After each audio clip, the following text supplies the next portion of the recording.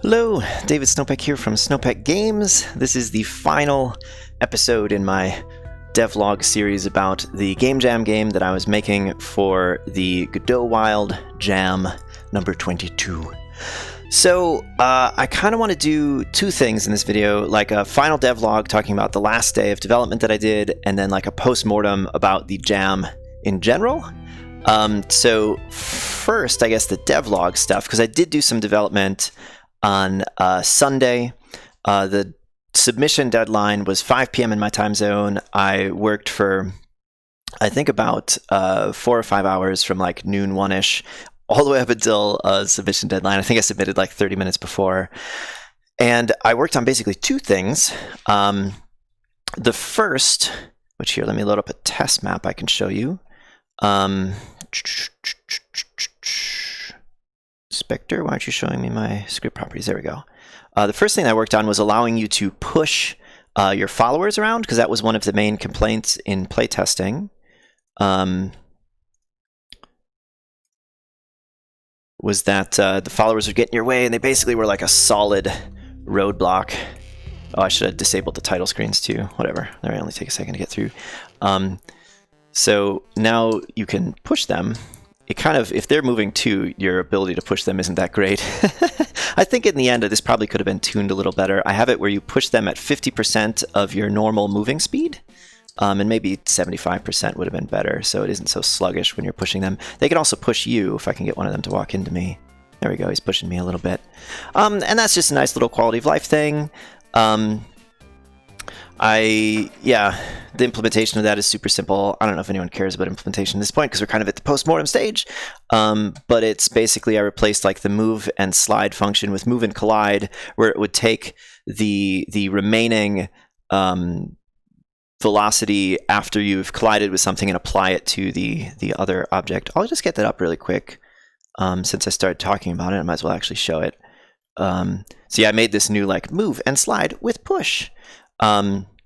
Which move and slide is implemented with move and collide in a very similar way, but it's quite a bit more complex. Like it does multiple bounces, and it has handling for like when you're doing a game with gravity, and there's a difference between the floor and the wall and the ceiling and stuff. So none of that is in here. It basically just does move and collide, gets the collision, says is the collider kinematic body 2D? Is it on the collision layer bit 1, which in my game is the monsters layer? And if so, then we apply move and slide with the remainder of the vector times 50% of the original speed. And otherwise, if it's not a monster, it does the normal thing that move and slide does. It slides the remainder vector by the collision normal, and then does another move and collide. So yeah, I did that, and then the other thing, the thing that took up most of the time, was making the remainder of the level, the like extended dungeon. Like you can get to the end of the sort of tutorial dungeon, and it'll say like, do you want to go back and try and rescue more monsters, or do you want to exit now? And then the going back is the extended dungeon. Let me get up the map for that. So yeah, you get to the end up here, and then you can backtrack here, and these spikes down there will open up. Let me zoom in a little bit so that's easier to see. And then here's the extended dungeon, which I am not super happy with because I had to rush putting it together so bad. So what I did to design it was I cut up little pieces of paper, and I wrote like all of my room design ideas with like different clever rooms, and then I rearranged them on the table and tried to like put them in a order that, while playing through them in my mind, seemed like would make sense, right? Because I wanted to provide multiple paths, and I wanted those paths to make sense. So what I ended up coming up with was I'd had like one path where you would be like, when you have lots of minions, you want to fight your way through, and another path when you're solo and you're trying to like sneak your way through and be clever. And then I wanted to make sure while I was playing through it in my mind that both of those paths made sense and kind of had a pacing to them, and that once you got to the end and rescued like the sort of big cache of followers at the end, that you could make your way out with them somehow. That there wasn't a way that you would go through and they would just all die again, which of course there is one path. They will probably all die again, but there is a path that will allow them to all get out. And it seemed good on paper.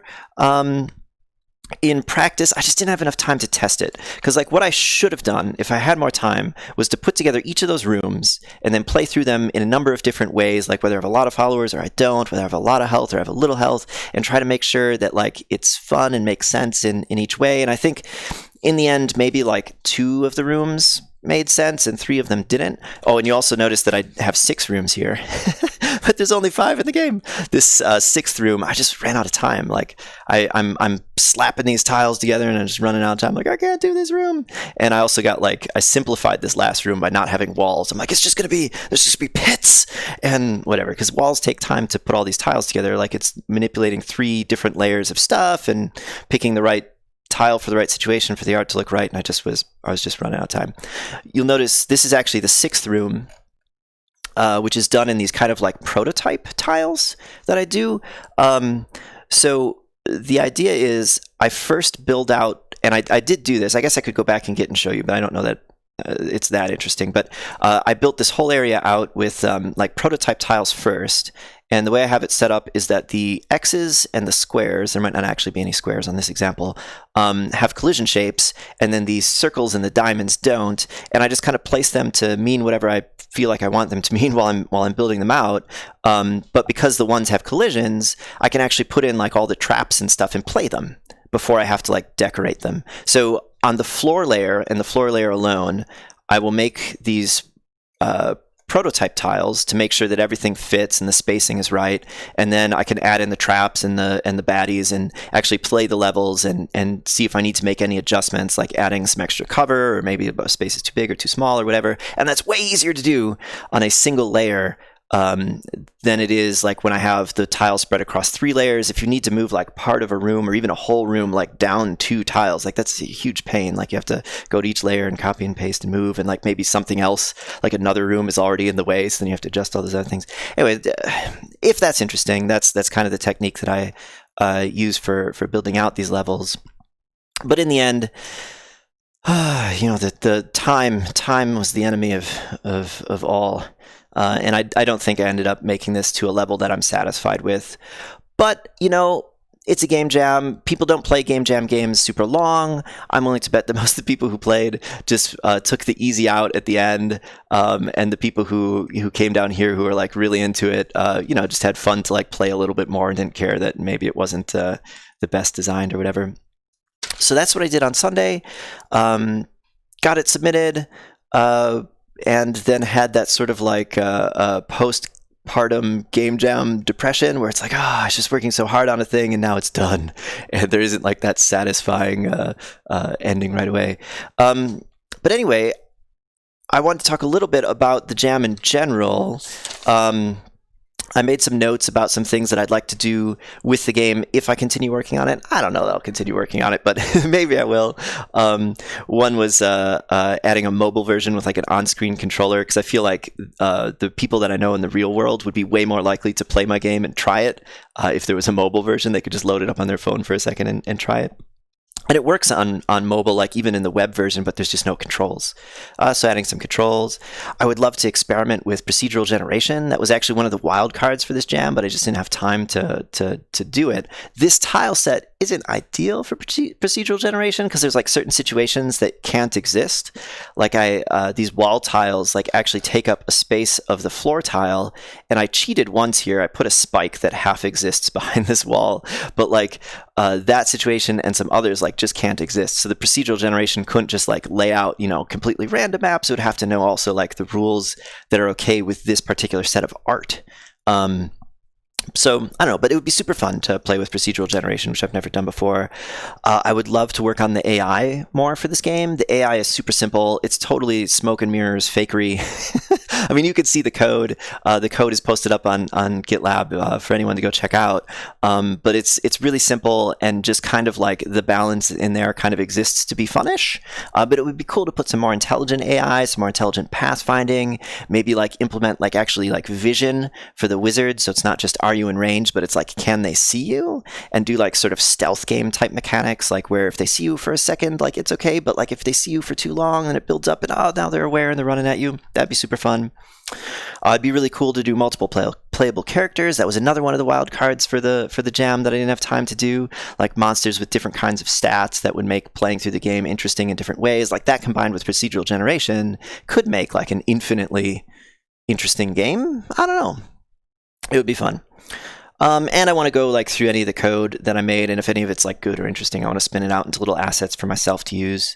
Maybe finally finish the state machine library that I made here and put it in the Godot asset library. I don't know. But yeah, there's a stream happening later today.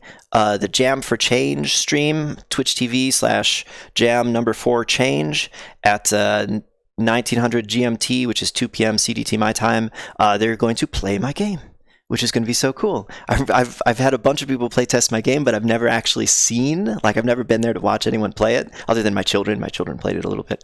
So that will be so cool. I'm really excited for that later today.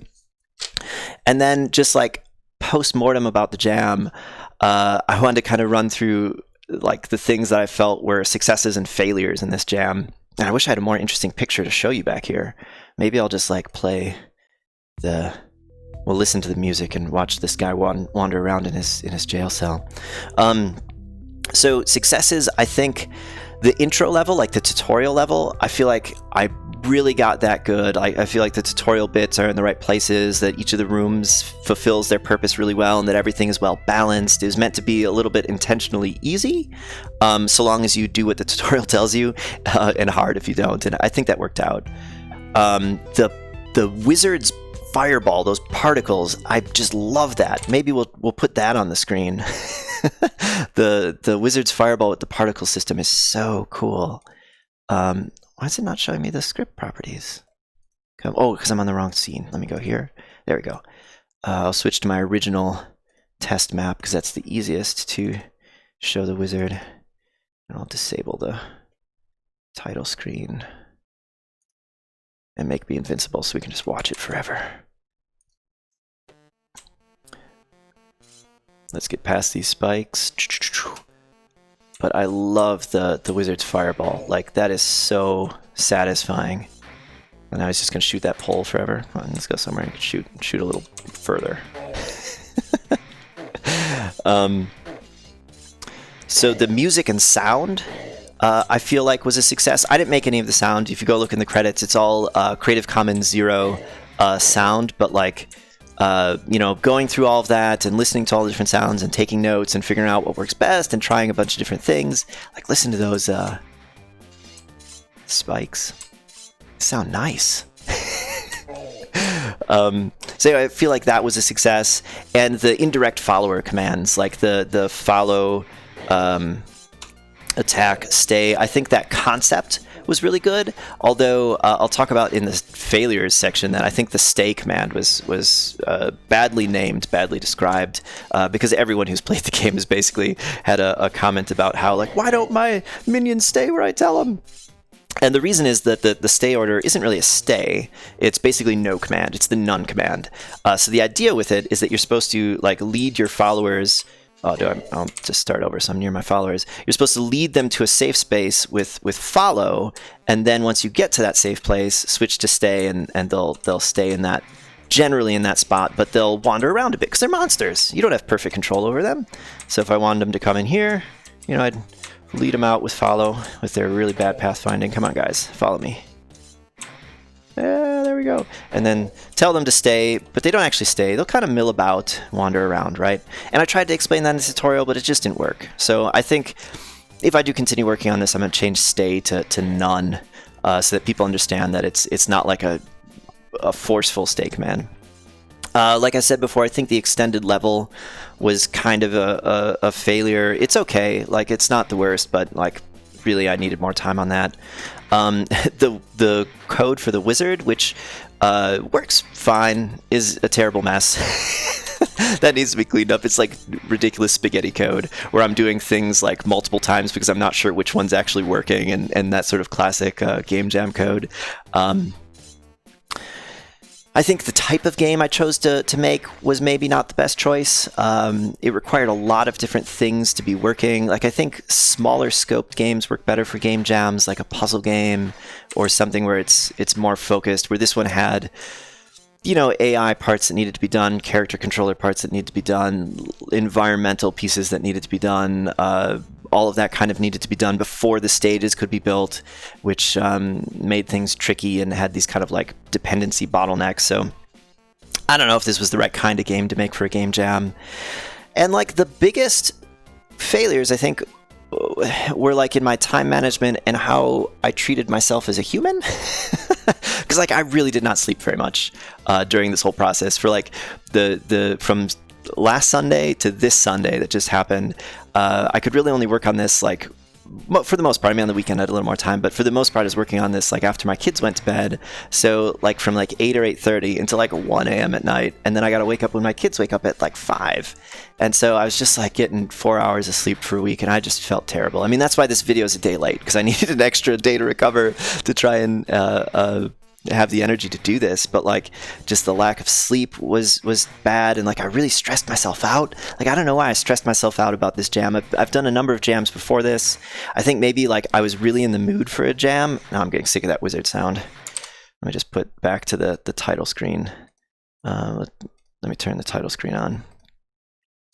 So I was really, really in the mood for a jam because I hadn't done one in several months. And like I'd never done the Godot Wild Jam before, and it's with the Godot community, where usually I'm, you know, just in a jam with people using whatever engine. And like I love the Godot community, and like I really wanted to make something that was cool to like impress the Godot community. So I was like really stressing out. Like when I was submitting my game in the last hour, like I was trying to finish this level so fast, and like I had an hour left, right? So it's not like a minute later, right? But like I kept checking like the Godot Wild Jam page where it has the countdown to make sure, did I misread the time? Did I misread the time zones or something? Do I really have time? And like that last hour, like my hands were shaking. It was stressful, and it shouldn't be stressful. Like this is fun. This is just a thing I'm doing for fun. And so I shouldn't stress out about it so much, but I did. And I'll try, you know, not to. Maybe the second Godot Wild game jam that I do won't stress me out so bad. And I think next time I'm going to try to make a bigger team.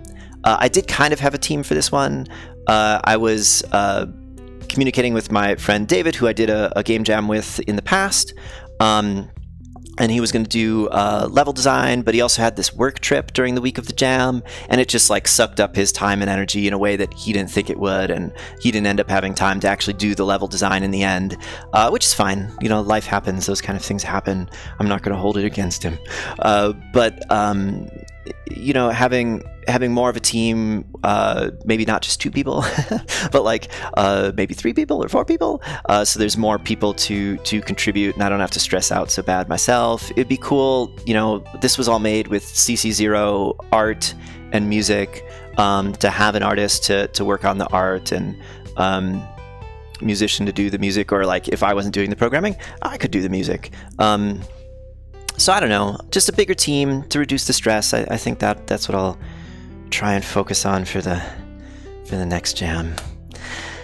Anyway, thanks a lot for watching. I hope you enjoyed these devlogs and watching the progress of my game over the course of the 1 week long Godot Wild Jam number 22. Talk to you later. Bye bye.